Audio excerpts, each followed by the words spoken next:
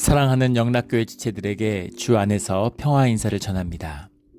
오늘은 2023년 10월 25일 수요일입니다.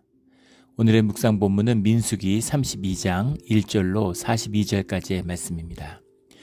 오늘 본문 말씀 32장 1절부터의 말씀은 이렇게 시작합니다.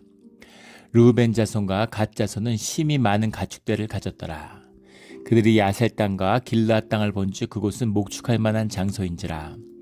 오늘 요단강의 동쪽 지파들, 동쪽의 2개 지파와 하나의 반지파, 르우벤 지파와 갓 지파, 므낫세 반지파가 요단강을 건너지 않고 요단강 동편에 그 분깃을 받게 되는, 땅을 갖게 되는 그 이야기죠. 이 이야기에는 사실 굉장히 깊은 뜻이 들어 있습니다. 오늘 본문의 말씀 가운데 르우벤은 우리가 잘 아는 것처럼 야곱의 장남이죠. 갓은 7번째 아들이죠. 7번째 아들이고 레아의 종이었던 실바의 장남이죠. 그 르우벤 지파와 갓 지파. 근데 왜 두 지파가 함께 나왔을까라고 생각해 보면 르우벤 지파와 갓 지파와 시므온 지파가 한 진기에서 그 깃발 3개 지파씩 묶여서 같이 다니는 한 진에 속해 있기 때문에 르우벤과 갓은 같이 뭉쳐 있는 것이죠.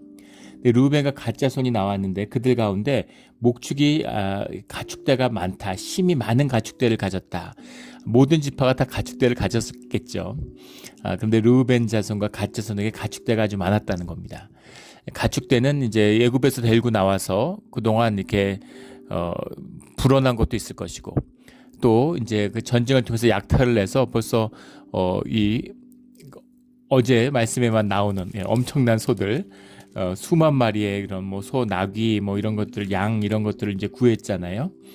미디안 족속으로부터도 이제 이런 전쟁을 통해서 그 많은 이제 가축들이 생겼겠죠. 근데 그 가축들을 보고 보니까 이 길르앗 땅이 아주 기가 막힌 장소인 거죠. 길르앗 땅에는 뭐 요단강이라고 하는 그 남북으로 흐르는 강과 야폭강이라고 하는 동서로 흐르는 강이 있고, 또 요단강의 주류인 야르무강, 또 압폭강의 주류인 아르논강, 이게 둘러싸고 있어서 물이 풍부하니까 또 날씨가 덥죠. 이 테렌스 요르단 이 산맥이 이제 가로막고 있잖아요. 그래갖고 이 지중해에서 오는 이 습기를 찬 바람이 넘어가지 못하는 거죠. 기본적으로 숲이 생기거나 그럴 수는 없어요. 우리 네바다 쪽 생각해 보시면 되겠습니다. 그런데 거기 강이 흐르는 거죠. 그러니까 물길이 있으니까 또 잘 되는 겁니다. 그러니까 초지가 아주 광범위하게, 나무나 숲으로 가지는 않지만 초지가 이제 광범위하게 형성되어 있는 거죠. 이 팔레스타인 땅하고 캘리포니아하고 아주 흡사하다고 그랬죠. 이 가나안 땅을 한 3배 정도 부풀려 놓으면은 한 서너 배, 5-6배 부풀려 놓으면 이제 캘리포니아 같이 되는 거죠. 캘리포니아도 이 요세미티가 있는 쭉 산맥이잖아요. 그 동편에 보면 완전히 초지고 엄청나게 소를 많이 키우죠. 그 동편에 이제 강이 흐르니까 강을 따라서 초지가 넓게 형성되어 있는데 뭐 수십만 마리 소를 키우는 것을 아주 장관이죠. 볼 수 있습니다. 그걸 생각하시면 돼요. 그래서 이 길르앗 땅에 가보니까 기가 막힌 거죠. 그러니까 여기서 우리가 그 가축을 키웠으면 좋겠다, 이렇게 생각을 해가지고 오는 겁니다. 3절에 보면 뭐 아다롯과 디봇과 야셀과 니무라와 헤스본과 엘르알레와 스밤과 느보와 부온과 다 야폭강의 북쪽에 있는 그런 지명들이죠. 여기에 있는 땅들을 우리가 갖고 싶습니다. 이렇게 이제 요구하는 겁니다. 그래서 5절에 우리가 만일 당신에게 은혜를 입었으면 이 땅을 당신의 종들에게 그들의 소유로 주시고 우리에게 요단강을 건너지 않게 하소서. 놀라운 충격적인 고백이죠. 40년 동안 광야를 돌고 모든 훈련을 받았는데 이제 요단강의 목전에 있는데 거기서 두 지파에서 나와서 요단강을 건너지 않게 해주십시오 라고 주장하니까 모세가 굉장히 충격을 받았을 거예요. 6절에 모세가 이제 화가 나는 거죠. 갓 자손과 르우본 자손에게 이르되 너희 형제들은 싸우러 가거늘 너희는 여기 앉아 있고자 하느냐. 이제 요단강을 건너서 가나안 정복 전쟁이 시작되고 그것을 위해서 훈련을 받아왔는데 이제 요단강의 목전에서 여기 앉아 있겠다고, 여기 머무르겠다고, 이런 얘기죠. 7절에 너희가 어찌하여 이스라엘 자손에게 낙심하게 하여서 여호와께 그들에게 주신 땅으로 건너갈 수 없게 하려 하느냐. 여기 이미 땅을 차지했고 아주 기름진 땅이 있고 가축을 먹일 수 있고 여기 살면 좋은데 다른 지파도 마찬가지겠죠. 여기 다 있고 싶지 요단강 건너가서 사고 싶은 지파가 어디 있겠어요. 그런데 거기서 너희 둘이 빠지면 누가 건너가려고 그러겠느냐. 너희 형제들 다 낙심하게 하려고 하느냐. 형제들은 싸우는데 너희들은 여기 머물러 있겠다고?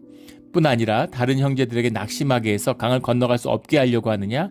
너희가 이 중요한 우리가 출애굽을 했던 그 중요한 비밀이 가나안 복지에 들어가기 위한 것이었는데 너희가 그걸 또 망치려고 그래. 이제 이런 거죠. 8절에 너희 조상들도 내가 가네스 바나에서 그 땅을 보라고 보냈을 때 그리하였었더니 가네스 바나에서 바로 넘어갈 수 있는 땅이었는데 그 땅을 정찰하고 와가지고 하나님을 원망했던 그 사건이죠. 그 가데스 바나의 사건 때문에 출애굽의 사람들은 모두 팔레스타인 땅에 들어가지 못한다. 가나안 땅에 들어가지 못한다. 이런 말씀을 받았습니다. 그리고 이제 40년이 가까이 지나서 전부 조상들이 다 죽었죠. 광야에서. 너희 조상들이란 말입니다. 40년 동안 20세 이상만 이제 죽었으니까 그 20세 이상만 해도 한 120만 명 이상 됐겠죠. 그러니까 그들이 죽었으니까 하루에 8, 90명씩 죽는 겁니다. 시간당 한 서너 명씩 계속 죽는 거예요. 그래서 우리 레위기를 보면은 신명기도 그렇고 왜 이렇게 시체에 대해서 예민한가? 시체를 다루는 것에 대한 말씀이 굉장히 많이 나오고 여러 번 반복해서 나옵니다. 왜 이렇게 시체에 예민할까? 물론 죽음이라는 것과 이제 그 구별되는 부정한 것에서 거룩하게 구별되려고 하는 그런 것도 있을 수 있고 그러나 위생적으로도 시체를 다루는 것이 굉장히 중요한 것이었겠죠. 그리고 죽음이 나면 그 죽음에 대한 슬픔과 또 죽음을 때문에 빚어지는 어떤 절망감 이런 것들이 막 퍼져나가잖아요. 우리 장례 같은 데 가보면 알 수 있을 거예요. 그 죽음이라는 것이 모든 것을 삼키는 생명을 삼키는 그런 두려움을 유포시키는 이제 그런 게 있죠. 그런 것을 다루어야 하는 그런 중요한 훈련의 여정이었겠죠. 계속된 죽음을 경험하면서 매일 초상을 8, 90번씩 치른다고 한번 생각해 보세요. 그걸 그 가운데 계속 행군을 해 나간다고 생각해 보십시오. 그 일을 버리고 여기까지 왔는데 그런데 너희가 여기 와서 가네스 바나에서 너희 조상들이 한 일을 또 하려고 하느냐 이제 그런 이야기죠. 모세가 굉장히 이제 이것 때문에 진노했겠죠. 9절에 그들이 에스골 골짜기에 올라가서 그 땅을 보고 이스라엘 자손을 낙심하게 하여서 그걸 보고 와서 똑같은 땅이었는데 그 땅을 우리는 뭐 메뚜기 같고 저들은 거인이다, 장사들이다 이런 식으로 두려움과 원망을 유포시켰던 이제 그 사건이잖아요. 근데 그런 일들을 너희가 또 하려고 하느냐 이제 그런 것이죠. 그래서 갈렙과 여호수아를 제외하고는 아무도 그 땅에 들어갈 수 없다. 40년 동안 광야에 방황을 하고 이제 다시 요단강 앞에 섰는데 또 그러느냐 이런 것이죠.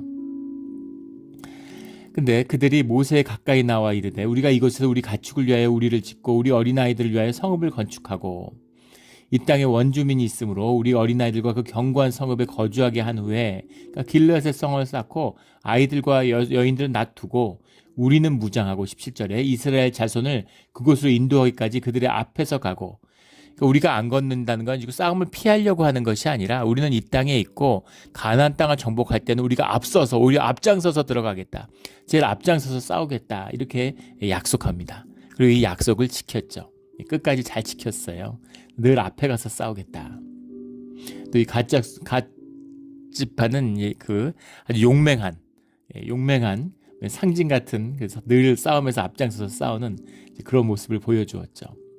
18절 이스라엘 자손이 각기 기업을 받기까지 우리 집으로 돌아오지 아니하겠사오며 그러니까 그 정복 전쟁이 완성돼서 땅을 분깃으로 받을 때까지 우리는 우리가 받은 땅으로 돌아오지 않겠다. 그런 얘기죠.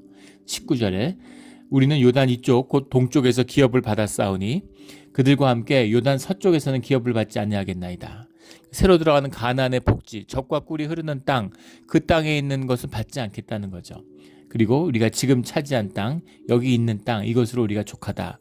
하지만 넘어가서 싸우겠다. 이게 단순히 무슨 욕심이나 이 땅을 차지하고자 하는 그런 마음에서가 아니라 이 땅을 우리에게 주님에게 기업으로 달라고 하는 그런 간구하는 마음인 거죠. 그래서 우리가 공동체로서 한 이스라엘에서 우리에게 주어진 사명은 다 하겠다는 겁니다. 그것은 다 감당하고 그리고 모두가 기업을 차지한 다음에 돌아오고 또 같이 싸웠지만은 주어진 그 분깃은 요단강 서편에서는 받지 않고 우리가 지금 동편에 차지하고 있는 그 땅만 받겠다. 이렇게 이제 주님 앞에서 언약을 하는 거죠. 20절에 모세가 그들에게 이르되 너희가 만일 이 일을 행하여 무장하고 여호와 앞에서 가서 싸우되 20절부터 22절까지 여호와 앞에라는 말이 6번 나옵니다. 여호와 앞에 가서 싸우되 여호와 앞에서 요단을 건너가서 여호와께서 그의 원수를 자기 앞에서 쫓아내시고 그 땅이 여호와 앞에 복종하게 하시기까지 싸우면 여호와 앞에서나 이스라엘 앞에서나 무지하여 돌아오겠고 이 땅은 여호와 앞에서 너희의 소유가 되리라. 이 약속이 성취되면 여호와 앞에서 여호와에 대한 언약이 지켜지면 여호와가 너희의 이 간구와 언약을 주님의 것으로 받아들여 주실 것이다. 이루어 주실 것이다. 라는 말씀을 선포하는 거죠. 여호와 앞에라는 말이 오늘 이 말씀의 핵심이죠. 여호와 앞에. 리프네이 야훼라는 말이 야훼. 리프네이 야훼라는 말인데 리프네라는 말이 이제 페이스 얼굴입니다. 주님의 얼굴 앞에서 주님의 목전에서 이런 말이죠. 이 말이 이제 그대로 연결되어서 신약으로 연결되어서 코람 데오라는 말이죠. 라틴어지만은 주님 앞에서라는 말입니다. 주님 앞에서 주님과 함께 주님 안에서 이런 말이죠.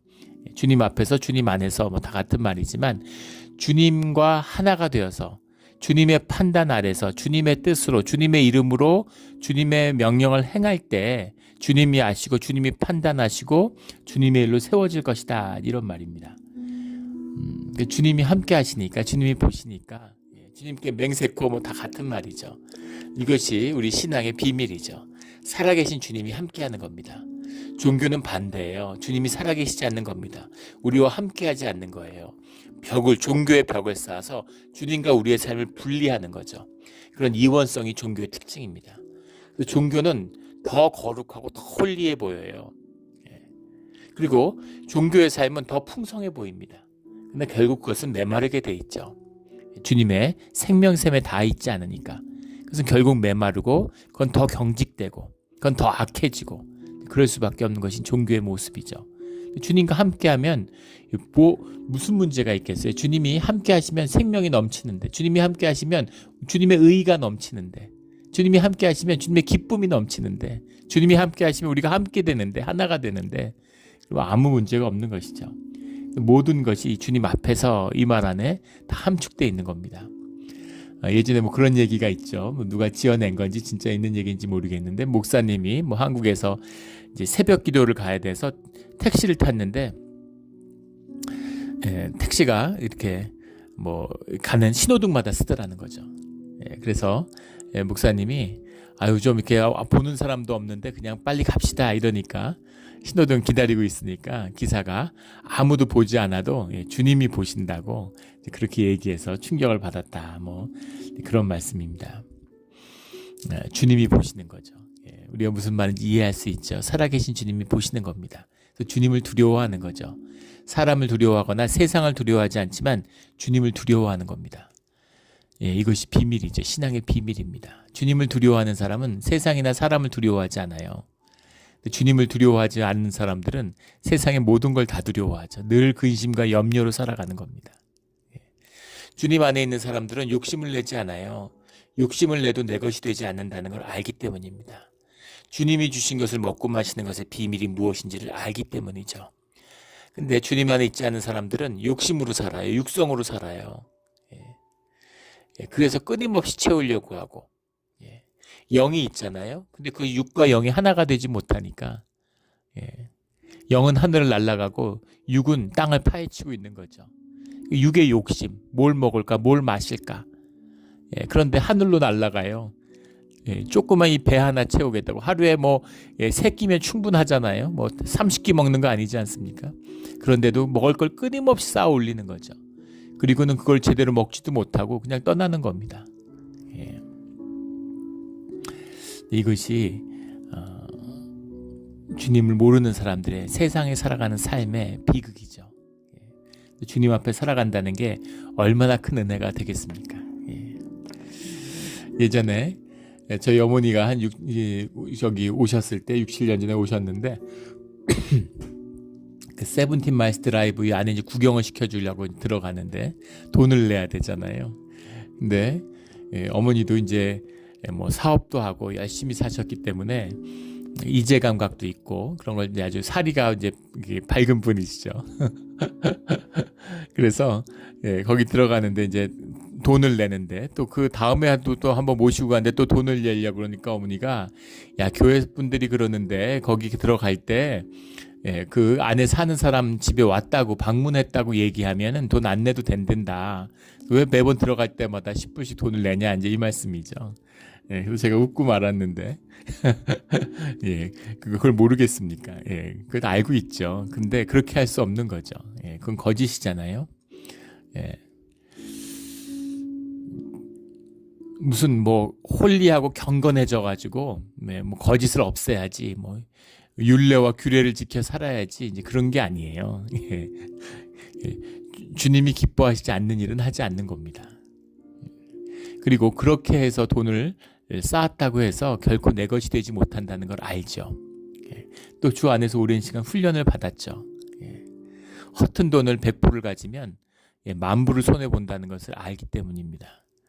그래서 이제 그런 거는 그리고 주님이 얼마든지 또 채워주시는 걸 아니까 주님의 뜻에 따라 살아가는 길을 택하게 되는 것이죠.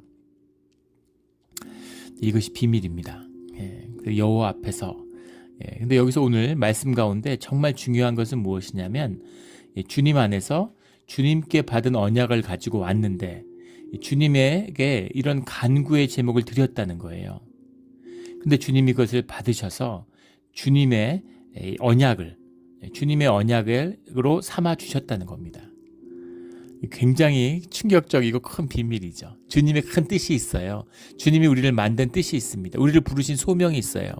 그 소명대로 그 길을 왔는데 심지어 그 조상들은 그 소명을 이행치 않았기 때문에 그것을 뭐 완전히 대놓고 거부한 것도 아니라 그것에 대해서 불평하고 그것에 대해서 원망하고 그 일들을 성취하지 못했기 때문에 가나안 복장에 들어가지 못하고 세대를 넘어가며 40년 동안 광야의 훈련을 받아온 그 요단강을 건너야 되는 사명이 있는데 그런데 지금 르우벤 지파와 갓 지파가 그 강을 넘지 않겠다고 하는데 요단의 서편의 땅을 가나안 땅의 복지 땅으로 주었는데 동편의 땅을 주님의 기업으로 받겠다고 하는데 주님이 그것을 허락하셨다는 겁니다.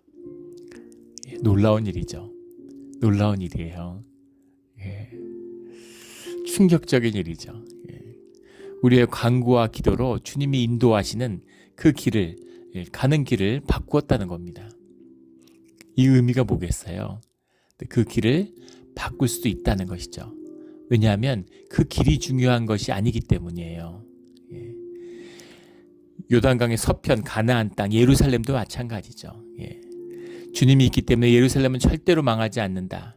그렇게 유대인들은 믿었죠. 그런데 예루살렘은 망했습니다.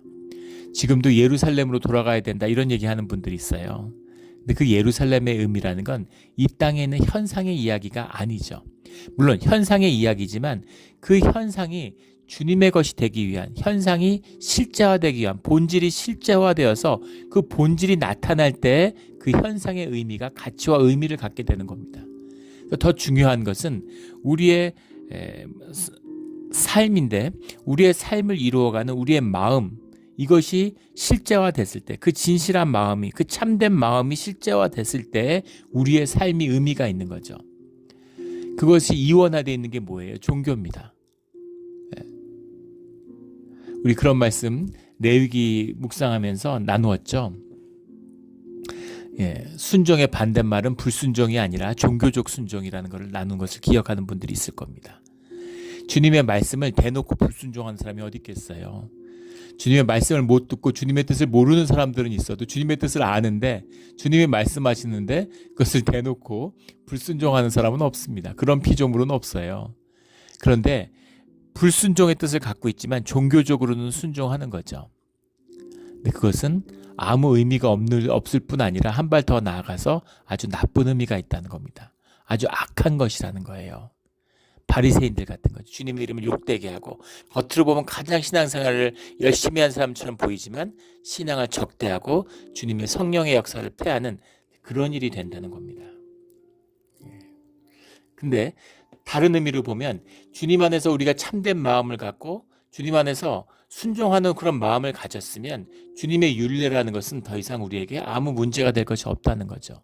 주님과 하나 된 그 자유함과 거룩함을 가지면 그 거룩함 가운데 행하는 모든 일이 주님의 거룩한 규례와 율례가 된다는 거예요. 그 아비후의 죽음과 같은 얘기잖아요. 제사에서 똑같이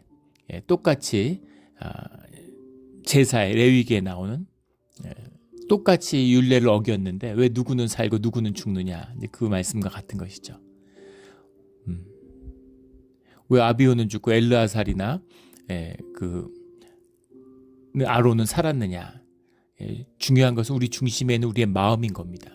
우리가 무엇을 가지고 주님 앞에 나왔느냐, 거기에 달려 있는 거죠. 이들의 마음에 사악함이 없고 이들의 언약이 주님 앞에서 이제 지켜진다면 주님이 그 언약을, 서원을 주님의 뜻으로, 주님의 언약으로 받아주신다는 거죠. 놀랍게도 요단강 서편에 대한 약속이 요단강 동편에 대한 약속으로 그 기업으로 아우르게 되었다라는 그 의미입니다. 이 말씀은 굉장히 중요한 말씀이에요. 이 말씀을 어떻게 더 깊이 있게 전할 수 있을까? 신앙에 굉장히 중요한 말씀입니다. 주의 자녀됨, 주님의 구속의 비밀이 이 안에 담겨 있는 거죠. 죄를 다스리라 라는 말씀을 죄진 다음에 하시잖아요. 가인이 죄를 지고 사람을 죽인 다음에 죄를 다스려라 라는 말씀을 주십니다. 죄된 우리가 주님이 그것을 용납하고 그 죄 가운데 살아가는 길을 삶 가운데 여셨다는 거죠. 그래서 우리가 십자가의 보혈로 용서받았다고 하는 그 의미에는 정말 말로 할 수 없는 깊은 은혜가 담겨 있는 것입니다. 우리의 삶에 대한 주님의 깊은 긍정이 들어있는 거예요. 깊은 긍정을 하셨다는 게 칩그레이스로 또 받아서 기독교가 타락하니까 우리는 구원파 같은 거죠. 죄 져도 상관없어. 우리 죄는 죄가 아니야. 이런 식으로. 주님의 십자가의 죽음을 만났다면, 그 아픔의 보혈을 만났다면 정말 우리가 짓는 죄가 어떤 것인지를 정말 뼈저리고 애통하는 마음을 얻을 수밖에 없는 거죠. 그게 진실인 겁니다. 그 진실의 표현이 여호와 앞에서라는 거죠. 여호와 앞에 서면 죽는데, 여호와 앞에 거짓이 있으면 죽는데 주님 앞에서 6번 반복되고 있는데 그 모든 일을 주님의 뜻 가운데 행하겠다라는 거죠. 이 언약을 세운 다음에 모세가 만약에 23절 너희가 만일 그같이 아니하면 여호와께 범죄함이니 너희 죄가 반드시 너희를 찾아낼 줄 알아라, 이렇게 얘기하죠. 모세는 요단강을 못 건너고 마지막 임무를 완수하는데 굉장히 큰 도전이었겠죠. 근데 그 주님을 믿기 때문에 이것을 주님 안에서 받아들일 수 있는 겁니다. 종교의 사람이면 말도 안 되는 소리 하지 마. 주님이 주신 명령 끝까지 행하는 거야. 턱도 없는 소리 하지 마. 이렇게 나와야 되겠죠. 지난 40년의 세월이 있고 이때까지 가나안에 약속을 붙들고 여기까지 왔는데 너희들 여기 안 건너가고 있겠다고? 말도 안 되는 소리 하지 마. 이렇게 얘기할 텐데 그러지 않고 주님 안에 뜻을 구하고 주님의 뜻을 분별하는 거예요. 이게 하나님의 사람입니다. 어제 주시는 말씀과 오늘 주시는 말씀을 계속 들어야 되는 거죠. 이런 깊이 살아있는 신앙의 모습, 이 안에서 자유함, 이 안에서 이룰 수 있는, 주님 안에서 모든 걸 할 수 있는 것이죠. 주님이 허락하시면 이것입니다. 근데 만약에 그것을 어겼다 이러면은 너희의 죄가 너희에게 굴레가 된다. 너희의 저주가 된다. 너희가 주님의 이름을 더럽힌 그 모든 약속이나 모든 언약이 너희에게 저주의 굴레가 된다. 그것을 명심해라, 이런 얘기입니다. 아주 간절한 진심의 얘기였겠죠. 그런데 그 땅을 주는데 29절에 모세가 그들에게 이르되 갓 자손과 르우벤 자손이 만일 무장하고 너희가 함께 요단을 건너가서 여호와 앞에 싸워서 그 땅이 너희 앞에 항복하기에 이르면, 그래서 이제 가나안의 정복 전쟁이 마치면 길르앗 땅을 그들의 소유로 줄 것이다. 여긴 너희 땅이 되는 거야. 그런데 30절에 그러나 만일 그들이 너희와 함께 무장하고 건너지 아니하면 그들은 가나안 땅에서 너희와 함께 땅을 소유할 것이니라. 그래서 오늘 30절의 말씀이 기가 막힌 말씀이죠. 예. 기가 막힌 말씀이잖아요. 너희가 가서 요단강을 건너가서 요단강 서편에서의 전쟁에서 참여해서 열심히 싸우면 동편이 너희 땅에 주어질 거야. 이미 차지하고 있는 땅이잖아요. 안 싸우면 너희 땅이 되지 못해. 이미 우리 땅인데 근데 두고 봐. 그것이 너희 땅이 될 것 같아? 절대 그 땅이 될 수 없어. 너희의 기업이 아니야. 이제 그런 것이죠. 그런데 만약에 너희가 무장하고 건너가지 않고 남게 되면 가나안 땅, 요단강 서편의 땅, 그것이 너희의 땅이 될 거야. 이런 얘기입니다. 이게 무슨 얘기입니까, 세상에. 안 건너가면 서편 땅도 없는 거잖아요. 예.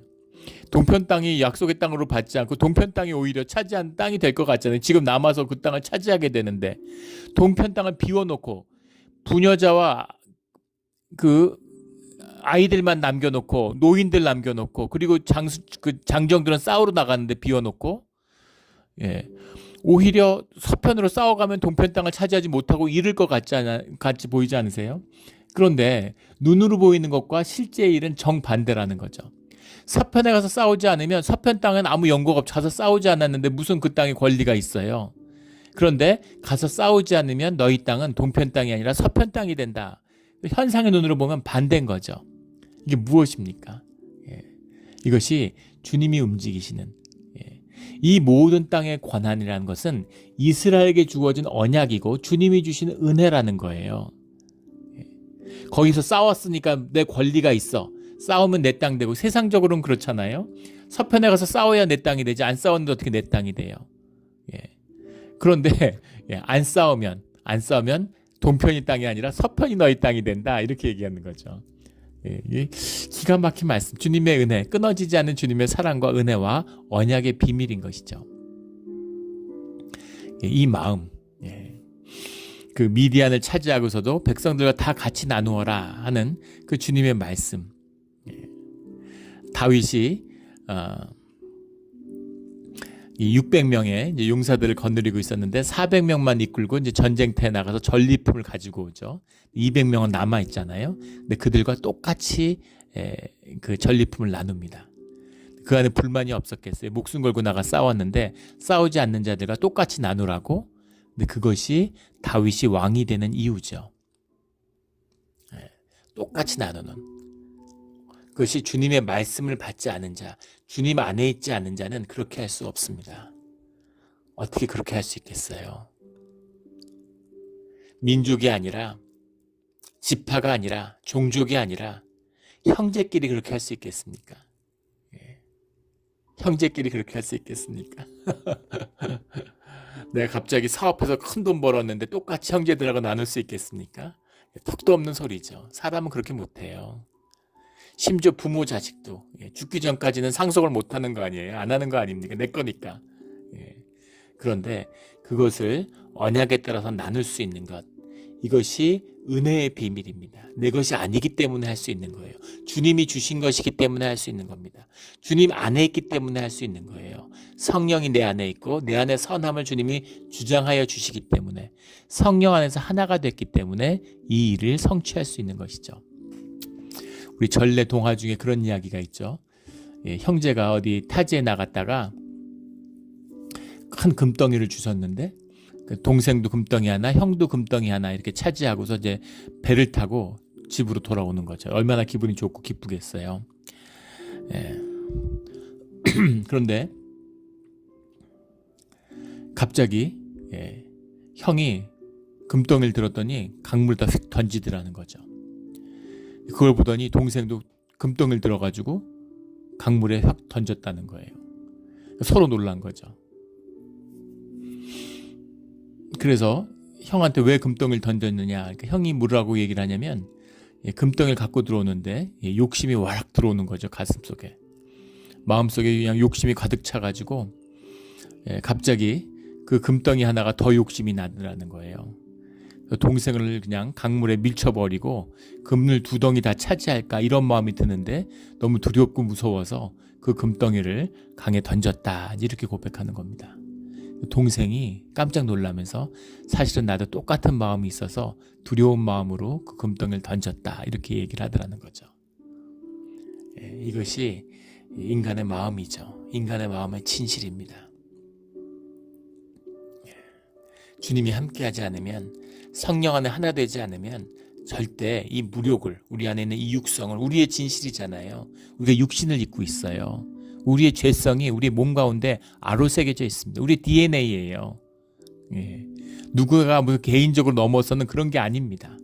내가 돕게 달아가지고 무슨 초능력 같은 게 생겨서 무슨 명상하다가 무슨 초월 명상 같은 거 하다가 능력이 생겨서 내 몸을 다스릴 수 있게 되는 게 아니라는 거예요.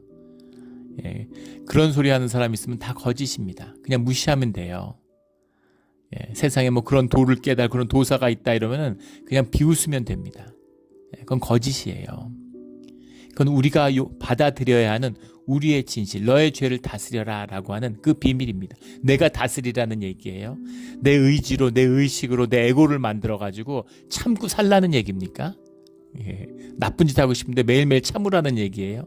마약 중독됐는데, 담배 중독됐는데 매일 참고 살라는 얘기입니까? 그런 얘기가 아니죠. 주님 안에서, 성령 안에서, 성령의 내주하시는 성령의 다스림으로 그 죄를 다스릴 수 있다는 얘기죠. 주님의 약속입니다. 두세 사람이 나의 이름으로 모인 곳에 내가 함께 하겠다는 주님의 약속이잖아요. 그게 교회죠. 그래서 신앙은 공동체가 함께 하는 것입니다. 무슨 내가 기도하고 뭐 도 닦고 세상에 없는 믿음을 나만 갖고 있고, 요즘에 기독교가 타락하니까 그런 의인들이 넘쳐나요. 그때 무슨 이렇게 뉴스 같은 걸 보는데 누가 인터뷰를 하는데 스포츠인이에요. 뭐 이름을 대면 아는 분들도 계실지 모르겠는데, 무슨 얘기를 하는데 이분이 이제 표현 같은 게, 이분이 교회에서 자랐다는 걸 알 수 있죠. 그러니까 인터뷰하는 분이 교회에 나가 기독교인이시냐고 그렇게 물어보니까 이분이 뭐라고 얘기를 하냐면, 저는 기독교인인데 뭐 교회 다니고 그런 기독교인은 아니라고 이렇게 얘기를 하는 겁니다. 한국 사회에서 이제 교회에 대한 뭐 멸시와 모욕이 넘쳐나죠. 그리고 이 교회가 종교로서 타락하다 보니까 또 손가락질 받을 만한 일들이 많이 있습니다. 그렇다 보니까 근데 이분은 이제 참된 신앙인이 아니죠. 신앙이 뭔지도 모르는 사람이에요. 종교적 의의는 아는 거죠. 거짓 종교의. 그러니까 감히 교회를 조롱하는 겁니다.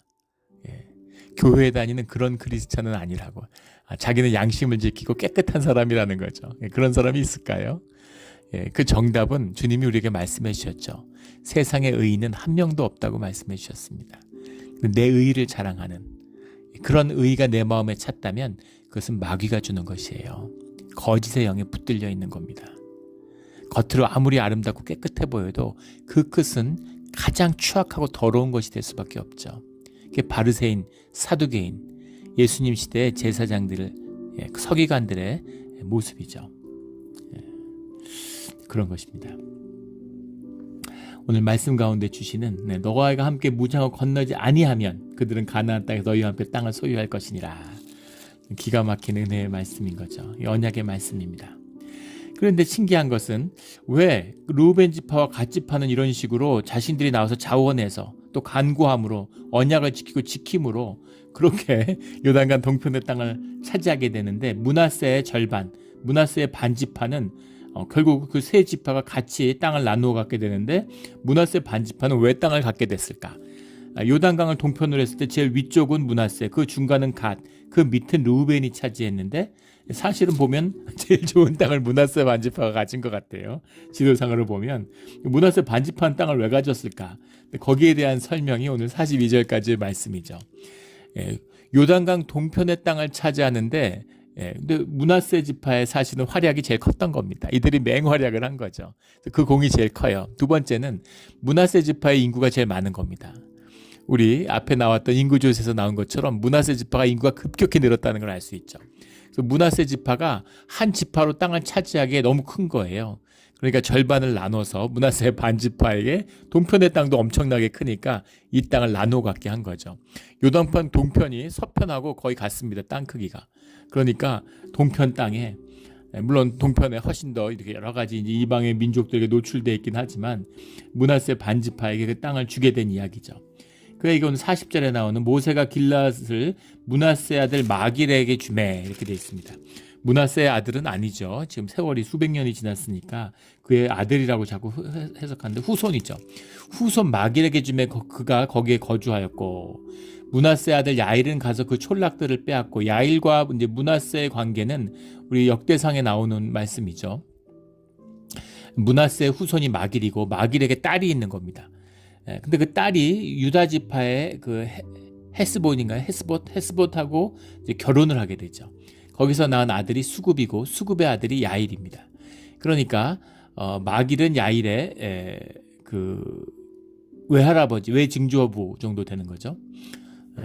그런데 우리가 앞에서 역대상에도 두 군데 걸쳐 나오지만은, 아니 그 민수기에도 마길이 딸에게 자신의 거대한 유산을 남겼다. 아들에게 남긴 게 아니라 딸에게 남겼다는 걸 볼 수 있죠. 딸에게 그 땅을 남겼기 때문에 그 딸을 통해서 아버지가 이어지는 겁니다. 이런 경우에는 같은 지파에서만 결혼하게 되어 있는데 유다 지파에서 이제 결혼을 한 거죠. 므낫세 지파가. 하지만 헤스본이 장가를 왔지만 유다 지파에서 므낫세 지파로 들어온 거죠. 그래서 그 딸을 통해서 마길의 유업을 이었다. 이 뜻이 들어있는 겁니다. 근데 그 야일이 이 엄청난 전공을 세우고 하봇 야일이랑 야일의 촌락, 이 60여 성읍을 차지했다, 이제 그런 기록이 나오는데 그 땅들을 전부 다 사실은 야일이 차지한 거예요. 그러니까 야일이 이제 전쟁 영웅인 거죠. 예. 그래서 므낫세 반지파도 이 땅을 같이 차지하는 이 언약 가운데 동참하게 되었다. 이제 이런 의미입니다. 아니 그러면은 뭐 므낫세는 공을 더 세웠기 때문에 여기서 같이 이렇게 팔을 담글 수 있는 것이냐? 물론 그것만은 아니겠죠. 예. 그래서 공을 세웠으니까 다 네 땅이다, 이런 의미는 아닌데, 이 언약을 르우벤과 가세에게 주면서 또 야일의 성취도 그 안에서 연락되었다는 겁니다. 이게 중요한 거예요. 우리가 기도하면서 하는데 어디까지가 기도고 어디까지가 내 몫일까? 기도하면서 우리가 행하는 것이죠. 주님 안에서 내 게 어디 있고 주님 게 어디 있겠어요? 하나인데. 그런데 내가 하는 나의 역할도 분명히 있고 또 주님이 주시는 은혜도 있다는 겁니다. 네. 아무것도 안 하고 기도만 하면 주님이 하늘에서 뭘 떨어뜨려 주시나? 우리 출애굽, 뭐 레위기, 민수 이런 걸 보면, 여호수아서를 보면 알겠지만 주님이 결코 그렇게 하시지 않는다는 걸 알 수 있죠. 우리가 뭘 차지하고 뭘 갖는 건 중요하지 않아요. 다 썩어지는 거고 현상의 것인데, 중요한 건 그걸 통해서 우리의 삶이 성장하는가, 우리의 내면의 빛이 밝아지는가, 우리가 주님에게 장성한 축복의 분량으로 자라나는가, 영원한 축복 속에 살아갈 수 있는 걸로 자라나는 거죠. 학교 다니는 거예요. 학교 다니는데 공부 안 하고 난 맨날 놀고서 즐겁고 아주 안일하게 학교 수업 빼먹고 자율학습 시간에 맨날 나가서 놀고, 그래서 너무 재밌었어. 그러라고 학교 간 게 아니죠. 열심히 공부하고 우리의 의식에 힘을 쌓아가고 논리력을 쌓아가고 수리력을 쌓아가고, 그게 학교 다니는 목적이잖아요. 고생스럽고 힘들지만 공부를 하고 시험을 봐야 되는 것이죠. 그런 것처럼 이 땅에 보내신 의미도 우리가 훈련받고 잘하는 거기에 있기 때문에 주님이 하늘에서 뭘 물론 그러실 때도 있죠. 예, 까마귀가 뭘 물어다 줄 수도 있고, 무슨 만나를 떨어뜨려 줄 수 있고, 무슨 메추라기를 주셔서 먹게 해주실 수도 있습니다. 주님이 주시는 은혜죠. 그러나 큰 뜻에서 보면 우리에게 무엇을 주시는 이유는 우리를 성장시키기 위한 과정이라는 겁니다.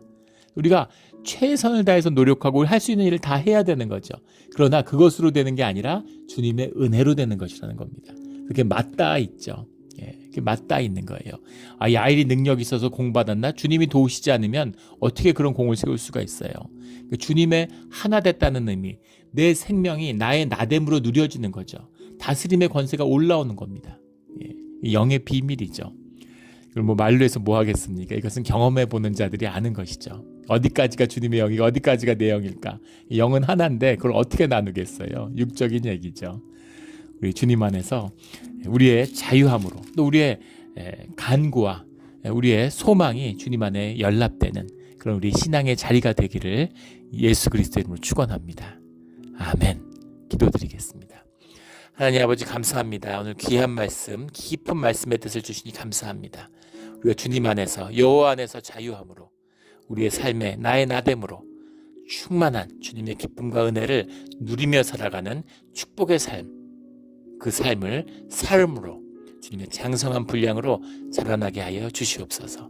감사하며 예수 그리스도의 이름으로 기도드렸습니다. 아멘.